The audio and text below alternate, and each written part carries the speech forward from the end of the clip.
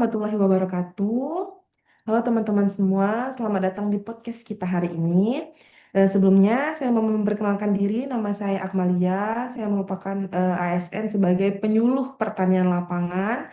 Baik, di sini kita akan membahas sebuah topik yang menarik dan juga inspiratif nih.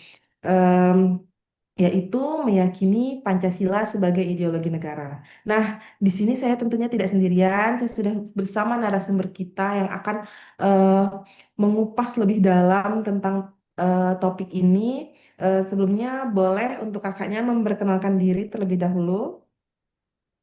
Halo semuanya. Terima kasih karena sudah mengundang saya hari ini sebagai narasumber. Sebelumnya perkenalkan nama saya Crescentia Nagardiana Prastika Surya. Saya sering atau biasanya dipanggil Cecen. Saya adalah penyuluh pertanian. Oke, biar lebih akrab kita panggil Kak Cecen saja ya. Ya, Oke.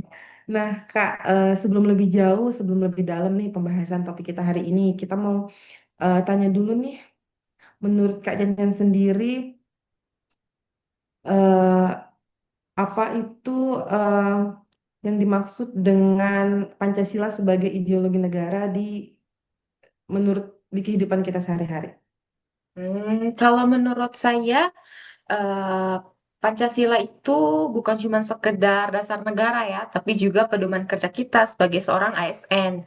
Kemudian eh, Pancasila itu menjadi dasar dan nilai dan pedoman kita dalam kehidupan berbangsa dan bernegara. Kemudian Pancasila juga menjadi dasar kita dalam bersikap, mengambil keputusan, kemudian melayani masyarakat. Kalau dari saya seperti itu pengertian dari Pancasila. Baik, berarti Pancasila sendiri itu bukan sekedar tahu apa itu Pancasila, tapi juga kita meyakini, kemudian kita menerapkan di kehidupan sehari-hari.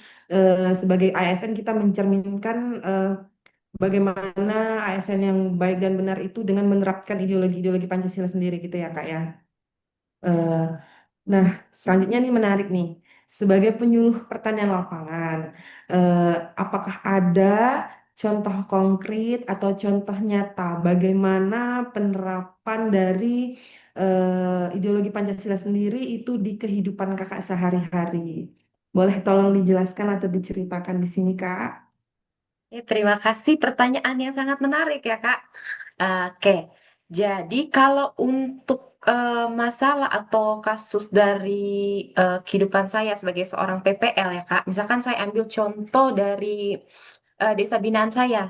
Nah, kasusnya itu tentang penyaluran bantuan benih ya kepada kelompok tani. Jadi di sini itu penyaluran benihnya itu terhambat Kak karena benih yang ada itu jumlahnya itu lebih sedikit dibandingkan dengan jumlah kelompok tani. Jadi kan ada masalah tuh Kak. Nah, di sini itu saya mendapatkan banyak tekanan dari berbagai pihak. Pihak yang meminta untuk memprioritaskan salah satu kelompok. Salah satu kelompok diprioritaskan. Jadi otomatis kelompok lain tidak dilihat ya Kak di sini. Nah, sebagai seorang penyuluh pertanian atau sebagai seorang ASN, saya di sini harus tetap berpegang teguh dong Kak kepada Pancasila. Jadi eh, saya di sini mengikuti sila keempat ya Kak, yaitu musyawarah. Jadi di sini saya melakukan musyawarah bersama dengan petani untuk menentukan pembagian pembagian benih ini seharusnya seperti apa begitu. Jadi hasilnya adalah kami eh, melakukan pembagian ini secara adil berdasarkan luas lahan dari petani dan kemudian kebutuhan real dari petani-petani. Jadi sekalipun hasilnya tidak sesuai dengan harapan, tapi setidaknya para petani menerima hasil hasil dari musyawarah ini karena prosesnya sangat transparan dan adil.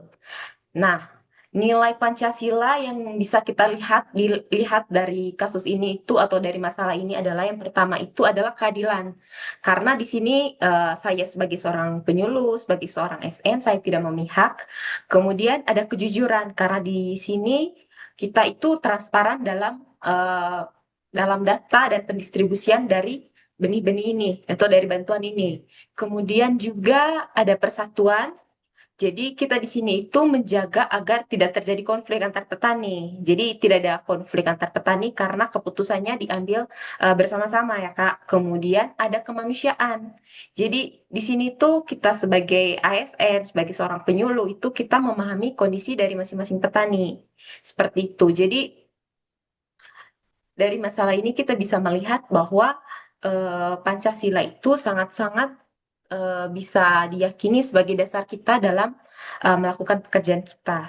Seperti itu, Kak. Jadi contoh dari saya seperti itu. Menarik ya Kak ya, menarik sekali contoh nyata langsung bagaimana permasalahan itu muncul, kemudian diselesaikan, kemudian akhirnya mendapatkan mufakat, dan itu semua berlandaskan pada ideologi Pancasila ya. Selaku PPL kita kan harus berlaku adil, berlaku jujur, karena memang tugas kita adalah mendampingi petani, membina petani, dan juga sebagai fasilitator antara petani apabila terjadi konflik-konflik seperti itu tadi di lapangan. Nah, berarti Kak Janjan sendiri sudah cukup menerapkan di kehidupan sehari-hari ya Kak ya ini salah satu ASN yang patut ditiru dan dicontoh. Nah, eh, di era sekarang nih Kak, di era digitalisasi yang seperti saat ini, menurut Kakak Janjan sendiri apa tantangan terbesar dalam penerapan nilai-nilai Pancasila di kehidupan sehari-hari Kakak? Boleh tolong diceritakan Kak? Kalau untuk tantangannya tentu saja sangat banyak ya, Kak. Jadi saya ambil tantangan secara umum saja. Jadi yang Mm-mm. paling banyak itu adalah tekanan. Tekanan ini tuh bisa dari atasan, bisa dari berbagai pihak.